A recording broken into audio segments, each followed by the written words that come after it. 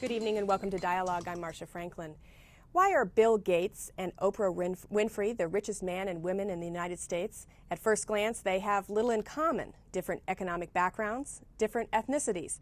One lives in the Midwest, the other in the West. One's a computer geek, the other an entertainment diva. Well, my guest tonight would have an answer, just as he's able to tell us why so many people want to live in places like Boise. He is Richard Florida, a professor of regional economic development at Carnegie Mellon University in Pittsburgh. The author of 6 books and more than 75 articles, Dr. Florida has served as an advisor to the White House Office of Science and Technology Policy, as well as numerous state and local governments whose leaders want to know how to attract the best and the brightest. His latest book, so new it's still in proof copy, is entitled The Rise of the Creative Class. In it, Dr. Florida lays out his thesis that we're in the midst of a dramatic change in our social structure, and many of the people driving that change may not even realize it. Dr. Florida is in Boise as part of a lecture series sponsored by the Foothills School of Arts and Sciences, which has graciously shared his time with us so that you can hear more about his work. One note, because tonight's program is taped, there will be no phone calls. Well, welcome to you. You've been in Boise, I think this is maybe your second visit in just a year or so. Yeah, it's my second visit in about a year. You must like it. Yeah, it's been great. And every time I'm here, I have more fun. So that's good. Great. Well, going back to my comment about Oprah Winfrey and Bill Gates, that's I kind of threw that in. But based on what I've read of your work, certainly we can say there's lots of reasons why they're so successful and so wealthy. But one clear reason must be that they're both very creative, and this is something that you study. Well, yeah. The book is about the rise of this group I call the creative class. 38 million of us out of a workforce of about 125 million. We're 35% of all the entire workforce. We're bigger than the working class is or ever was. And what we have in common is that we use our creativity to create new ideas, to create new products, to entertain people. And mainly, all of us are creating economic wealth no longer by using our backs and our brawn and our physical strength, but by using our ideas and our creativity. And it's an amazing thought, when you think about it. I grew up in a working class family. My dad worked in a factory. I spent most of my youth working in a factory. Who would have guessed that between the time of about 1975 and the year 2000, we'd double the size of this class and we'd become the economic value setters and the norm setters for our country and the world. How do you define this class? Because as I said, both Bill Gates, who works in the arena of computers, and Oprah Winfrey, who's clearly creative in the entertainment field, you would consider both creatives, but you've expanded the definition even further. Well, we spent a lot of time on the definition, and it wasn't something that came to us overnight. We began to look at where new ideas were coming from and where high-tech industries and fast-growing industries were coming from. And as we began to look at it, myself and a team of terrific statistical researchers at Carnegie Mellon University and elsewhere, we began to say, no, it's not just the people in high-tech industries, and it's not just the people who work in the legal field or the financial field that support them. There are people in the arts and cultural field, in entertainment, in design, in architecture, in high-end professions, in healthcare, who are all adding value through their creativity. And then the next step we took was started to look at cities and regions that were growing. And we found some fascinating statistical facts, which actually startled us. We began to look at the relationship between culturally creative people, we called it the Bohemian Index, and high-tech growth and innovation. And lo and behold, it had a higher rate of correlation than all the traditional measures, whether that be research and development or the level of human capital or education or universities. It seemed to us that these bohemians, these culturally creative people, were linked to economic growth. And then I came to a really simple conclusion, that creativity is not just one thing. There's technological creativity like Bill Gates, there's artistic and cultural creativity like Oprah Winfrey, and there's economic creativity, which comes by starting new enterprises. The place that we're growing didn't have any one, they had all three. So how does this affect what we might call economic geography? I mean, typically we hear about Sun Belt versus Rust Belt, bicoastal. These creative centers that you're talking about don't necessarily correlate to traditional geographic economic centers. Well, we have a new economic geography, and it's really changing very rapidly because we're experiencing really one of the greatest migrations in modern history. Of course, one element of that migration has been the rise of a whole new group of people, new immigrants, greatest rate of immigration in U.S. history. But the part that we don't talk about is the migration of this creative class. In the past, in my father's time, when I was young, people live in mixed communities by income, by social status. There were factory workers, perhaps in a separate town, and there were professionals, and there were people who worked in service industries. Now we're seeing this creative class, which has choices. We all have choices. We're highly mobile, most highly mobile group in human history. We can pick where we want to live, and we're picking particular places. So we see huge concentrations, in part on the West Coast, with San Francisco and San Diego, in part on the East Coast with New York and Boston and Washington, D.C., but we're also seeing strange things, like 3 of the top 10 cities on my creativity index are in Texas. Austin, of course, which is number 2, but also Houston and Dallas. Minneapolis scores through the roof. Chicago, where Oprah Winfrey works, is also ranked very highly. So there's no particular geographic pattern. The other thing is while creative people do show a bias to big cities, if you look at my top 10 list, 9 of the 10 are city regions over 1 million people. Small places are competing and winning. And that's why I mentioned it in the top of the program that Boise, Idaho, and Huntsville, Alabama actually have something in common because they rank 4 and 5 amongst cities of our size for this creativity index. Oh yeah, I mean it's quite amazing that places like Boise or Madison, Wisconsin, or Santa Fe, or Huntsville or Boulder are extremely competitive. And typically, which Boise competes in to some extent, but not quite as much, they have a really major research university, and they couple that. Smaller cities that are competing very well with something Boise does really well in is a lot of outdoor natural assets, because creative people want stimulation, they want experiences in everything. You know, they want excitement at work, they want challenge. Challenge is the number one thing we want at work. We want flexibility, we want the ability to be ourselves, but we also want excitement and stimulation in our day-to-day lives. And one aspect of that stimulation comes from being outside and enjoying the outdoors. And since we don't work fixed schedules, since we work very flexibly, we want to have easy access to the kind of things we love to do. What interested you in this research? There's been a lot of research, of course, in why companies choose to locate a certain place and how to attract companies. Perhaps less research in why individual people choose places. Is that what you saw, a gap in the research that you wanted to fill? Well, let me step back for a minute. I think my interest in this comes from my life. And, you know, I was born a working class kid in Newark, New Jersey. My dad worked in a factory, and he would take me to the factories on Saturdays.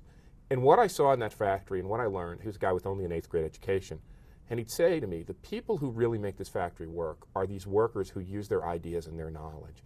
And there's a story I tell in the book about, I was a Cub Scout, like many young boys, and there's something called the Pinewood Derby. I don't know if you know what it is, but you take a block of wood and you carve a car. Well, the first year of the Pinewood Derby, I took my block of wood, I slapped some paint and a decal on it, I put the tires on it with the little nails, and the thing just started down the track and it fell apart. And I said, Dad, all these other kids have these great cars, why don't we? So we made a pledge that we'd make a better car next year. And what we did was we went to his factory on Saturdays. And sometimes the other workers would help us, and sometimes they'd let me run the machines. And we made this car that won like 5 Pinewood Derbies in a row and won the state championships. What was clear is they were highly creative people who had a lot of human creativity. So I think my interest in this stems from when I was really young. What happened is I got to the university. I was studying regional development and what makes places like Silicon Valley or Seattle or Austin, Texas tick. And one day I just woke up and I said, you know, this theory's wrong. The stuff people are looking at aren't what really determines what makes places grow. And then I just began to ask people, why do you choose a place to live and work? And the answers that came back didn't fit any theory. I want a nice place to live, I want to be myself, I want to experience diversity, I want to find challenges. And then I go and find a job. I pick a place, I focus my job search, and then I find where I want to work. And that's something that traditional theory had never thought about. They just thought people chased jobs, you know, and people went where the companies were. What we were finding is that wasn't true.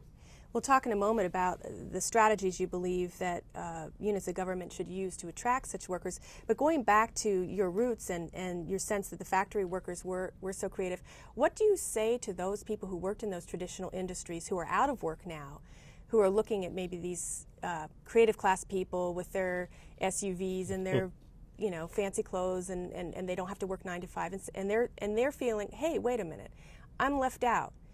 And clearly, as you mentioned, there are creative people within that segment too. Well, I think the real challenge for the United States and for our group of people, the creative class, is to reach out to these other people, people in the working class that I grew up in, or people in the service class, you know, the 50 million people who wait on us, and say to them, you know, you can be part of this creative economy.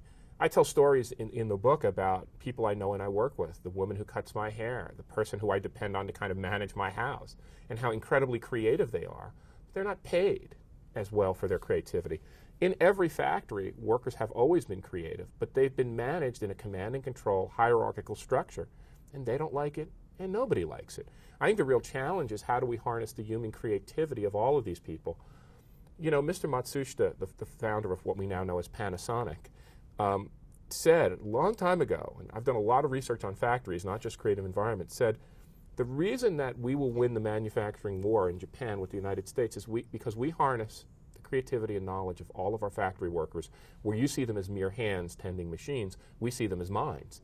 And he said, you know, 10,000 minds will beat 10 minds any time. And I think that's really the key. The real challenge in our society is we've got it. The creative class works creatively. We have designed the best workplaces.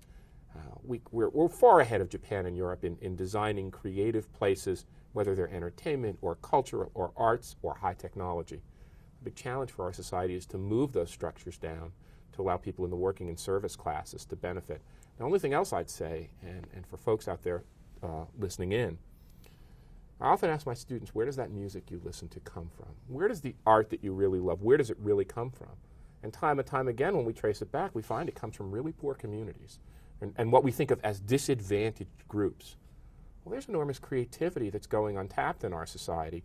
That's really the challenge. Not just to emphasize the creative class, which we will, but emphasizing the creativity within all sectors. Absolutely, and that's going to lead not only to better economic growth, that's going to lead to a better society. So it's a win-win. Because clearly we need factories, and we need, you know, the whole economy can't run off of the creative class.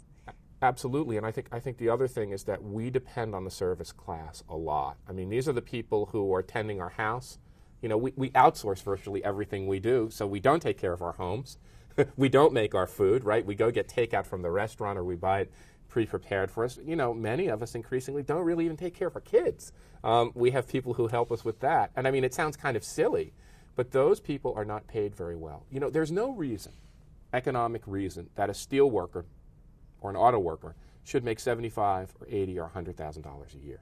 They do that because they organized unions and they won the right to bargain and get higher wages in line with their productivity. Real challenge for our society is to pay people for their creative inputs. And I think that's going to be a fundamental challenge, because one thing my research finds is even though the creative class is leading this charge, even though the creative class is driving our economy, the gaps between the creatives and the others are growing. The average person in the creative class makes double what a member of the working class or the service class make. And if you look by regions, you know, if you look at a San Francisco or a Washington, D.C., and compare them to a Sharon, Pennsylvania, or a Johnstown, or a Youngstown, Ohio, or a Yuma, Arizona, the gap is off the map. So really the challenge is going to be not only how do we focus on the creative class and attract it, but increase the creativity to pay the income of other people. Let's talk a little bit about how cities can attract the creative class. You talk about the 3 T's.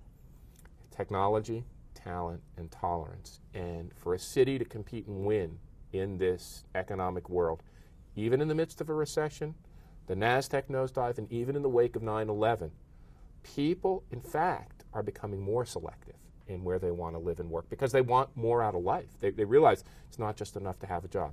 So technology, talent, and tolerance.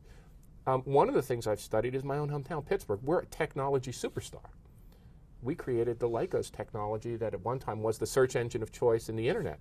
We spun it out of the university. We created the company. Company moved to Boston. Why?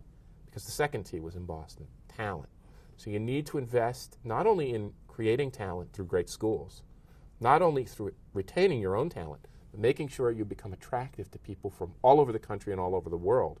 But not even doing those first 2 T's is enough. You have to do the 3rd T, which is tolerance, because creative people come in all shapes and sizes, all nationalities and all ethnicities. They come in all age groups, they come in both genders, and they come in all sexual orientations.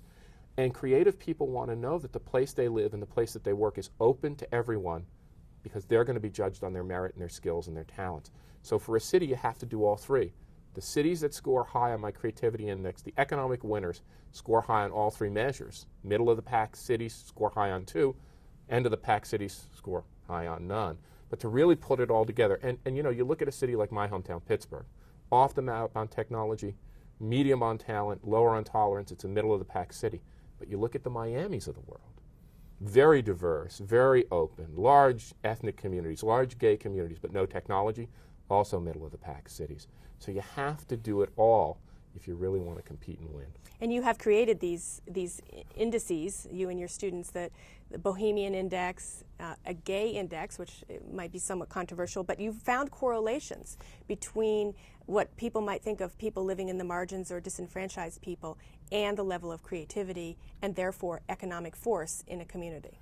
Yeah, you know, one part of my research, I go out and observe the world and talk to people and do interviews, but another part, you know, and I'm blessed with having these really talented peers and colleagues and students, we do a lot of statistical research. And we try to summarize that in a nice way in the book and not make it too overbearing. But we invented several indices. One is the Bohemian Index, the number of artists and performers and musicians and entertainers in your community. Another is the Gay Index. Beginning in 1990 for the first time, and now in 2000, the census actually asked this question, you could surmise where gay people were. Well, we thought this was a very good measure of how diverse a community and tolerant a community would be, because sometimes the gay community is subject to a lot of discrimination.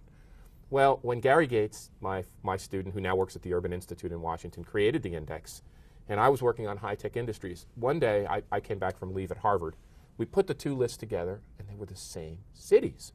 And Gary and I just looked at one another and said, something's going on here. So we began to delve into the patterns. So how do you convince, say, a town that's making the transition, that's been kind of down in the heels, maybe conservative, and then you say to them, you know, if you have a more diverse community, and that includes more ethnicities that they may not be familiar with, different sexual preferences, you can raise your economic level. I mean, how do you sell that to people who are already depressed and angry and perhaps fearful of outside influence? Well, you know, this is a very hard sell, and I think the market is going to sell it. You know, I'm going to go in, I'm going to try to help. I work in communities all over the country, spend time with mayors and community leaders and business leaders and community developers and leaders of ethnic groups, community groups, and gay groups, human rights groups, so all of them.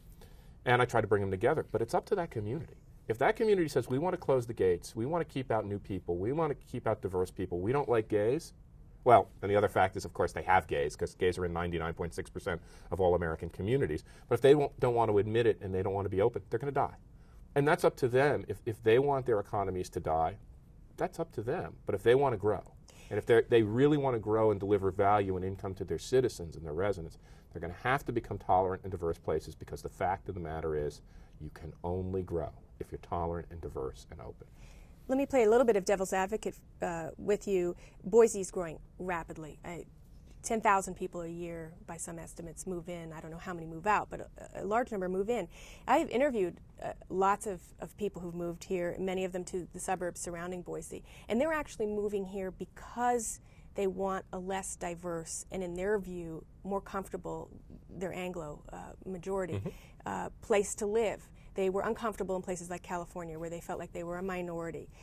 So how does that jive with your research? When I meet a lot of people who, in fact, are more comfortable in a less diverse, more suburban, more box store, generic atmosphere? Well, Boise's done really well, and not only are you growing, I mean, you're 35.2% of your workforce in creative class occupations, which is really high. Anybody over 35% is a winner. And you have 75,000 people in creative occupations, which for your size is truly amazing. You're doing well, and you're also a technology winner. You're off the map in certain technology scores, patenting and high-tech industries. And of course, people do like to live in communities with other people like themselves. Let's take Washington, D.C., for example. Had a conversation with a group of people about 2 months ago. I said, where do you like to live in the country? They said, Washington, D.C. The Korean student said, why? Why? There's a great Korean community, and there's a Korean church, and there's Korean kids for my kids. The Indian student said, there's a great Indian community. The African-American student said, there's a huge African-American middle-class population, and the gay student said, DuPont Circle. I think that what makes a truly great growing region is something for it doesn't mean that people are all living mixed up together necessarily. There may be certain communities for certain types of people by age, by sexual preference, by ethnicity, what have you. What makes a truly great region is it can be open and accepting of all. Boise does lag on certain diversity and tolerance scores. Although you have a gay community, you're in like the 175, 180 range on my gay index. You do better on the Bohemian Index, but I think one of the things that your community leadership has to think about is Boise is making it, it's on the map, people know it, people in the high-tech community know Boise's there, and I think the real challenge for your future growth is going to be how do we lower the barriers to entry for all groups? How do we make this a comfortable place for everybody? Do we necessarily want to grow so much? I know I used to live in the Bay Area. Great place to attract creative people, became wildly expensive. So then a lot of people out-migrate, leave. In addition, I need to say it was so expensive there were hardly any children in my neighborhood, families.